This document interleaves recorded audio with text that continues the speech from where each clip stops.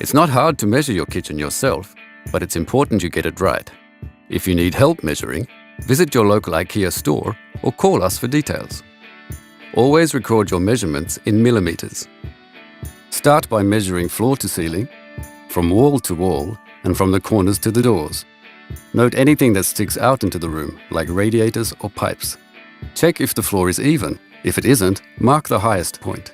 Measure the size of your doors and windows and the distance from each one to the floor, the ceiling, and corners. Don't forget to mark the amount of space the doors and windows need to open. Check the angles of your corners and mark any that are not 90 degrees. Finally, mark the position and size of existing electrical outlets, switches, gas and water pipes, as well as your drain. Remember that the drain isn't always directly under the sink. If you're planning to move any of these, mark their new positions. Pay particular attention to the current position of your ventilation outlet, as this can be difficult to move. Once you've measured your kitchen, you can start using our online kitchen planner at home. But if you need help planning, book an appointment with a member of staff at your local IKEA store, or contact us for details. Here are some things you need to think about when you start planning your kitchen. You should be able to move quickly and easily between the cooking area, the fridge, and the sink.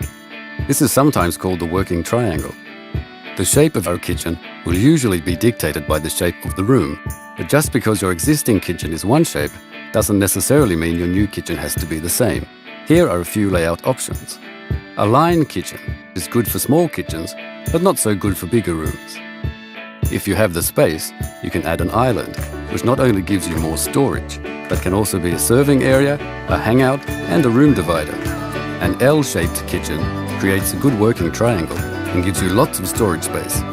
A U-shaped kitchen gives you loads of storage and worktop space, but you'll need a big room. A parallel kitchen gives you 2 work and storage stations on opposite walls. It doesn't need that much space and works really well in rooms with a door or window at the end. When it comes to worktops, space on both sides of the hob will give you somewhere to put hot pans.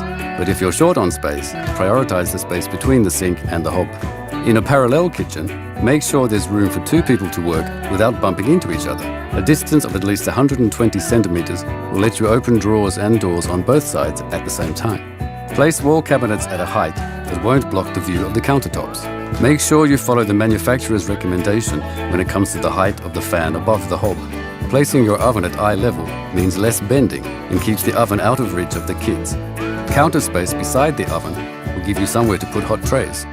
Keeping your cooking utensils and pots and pans close to the hob means they'll always be within reach when you need them. Storing your glasses, cutlery, and porcelain close to the sink and dishwasher will make loading and unloading the dishwasher easier. Leave space for a filler piece between the last cabinet and the wall. This will give you enough room to fully open the door, which is especially important if you have pull-out baskets. Here are some things to avoid. Putting your oven or dishwasher in a corner will block the adjacent drawers and cabinets. Placing a sink next to a wall will disrupt your workflow and reduce your countertop space.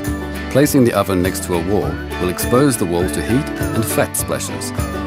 Placing drawers in a corner will block the adjoining cabinet and may damage its door or handle.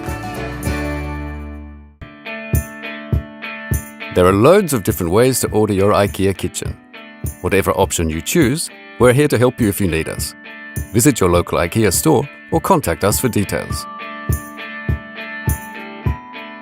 You can order your kitchen online from the IKEA website using your plan and product list from the IKEA Home Planner. Or you can save your online plan in the IKEA Home Planner with a username and password. Then either print it out and take it to your nearest IKEA store, where our kitchen experts will discuss your plan with you and go through your product list. Or one of our kitchen experts can access your online plan in-store and go through your plan with you. All you need are your username and password.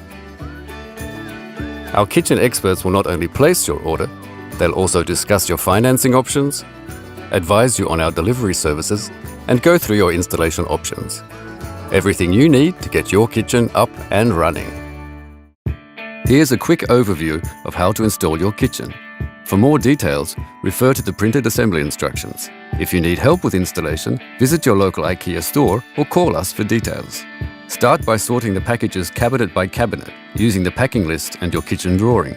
This is so you know which package is which and where it will go. Make sure all the plumbing and electrical work is complete, and that you know where the floor's highest point is, and which, if any, of the corners are not 90 degrees. Mark out your new kitchen, cabinet by cabinet, and mark where the suspension rails will go. The base rail should be 82 centimeters above the floor's highest point. Before installing any product, always refer to the printed assembly instructions.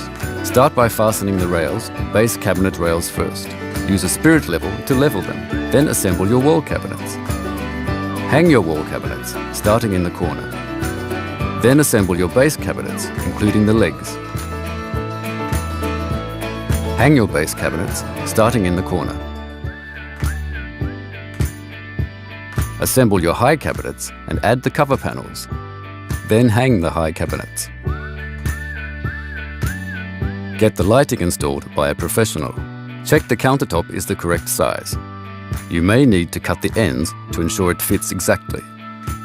Fit the countertop and then the plinth and ventilation grill. Fit the drawer slides in the cupboards. Remember that the slides for the inner and standard drawers are fitted in different ways. Refer to the printed assembly instructions for details. Then assemble the drawers. Remember to run your lighting cables before fitting the drawers. Fit and adjust the doors. Install the shelves and finally fit the knobs and handles.